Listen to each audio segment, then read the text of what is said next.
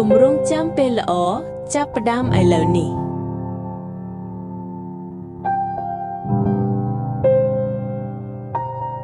តើអ្នកធ្លាប់មានអារម្មណ៍ថាខ្ញុំនឹងចាប់ផ្ដើមពេលដែលពេលល្អមកដល់ដែរឬទេមនុស្សជាច្រើនកំពុងរង់ចាំថ្ងៃល្អរង់ចាំពេលត្រៀមខ្លួនរួចប៉ុន្តែពេលវេលាមិនដែលរង់ចាំនរណាម្នាក់ទេយើងភ័យខ្លាចភ័យថាមិនល្អគ្រប់គ្រាន់ភ័យថាបរាជ័យយើងប្រៀបធៀបខ្លួនឯងហើយភ្លេចថាមនុស្សគ្រប់គ្នាមានដំណើរផ្ទាល់ខ្លួនតែបើអ្នកឈប់ស្ងៀមមើលផ្លេតអ្នកក៏នឹងសួរខ្លួនឯងថាតើខ្ញុំកំពុងរង់ចាំអ្វីហើយនៅពេលនោះអ្នកនឹងយល់ថាពេលល្អមិនមែនរង់ចាំទេពេលល្អត្រូវបានបង្កើតដោយការចាប់ផ្ដើមអ្នកមិនចាំបាច់ធ្វើអ្វីធំ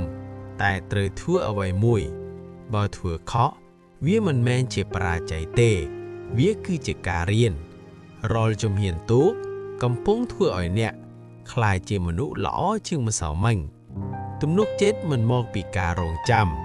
តែមកពីការធ្វើអនាគតមិនត្រូវបានសរសេរដោយថ្ងៃស្អែក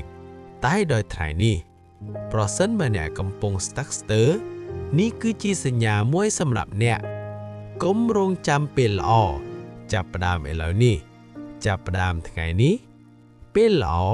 នឹងតាមអ្នកមក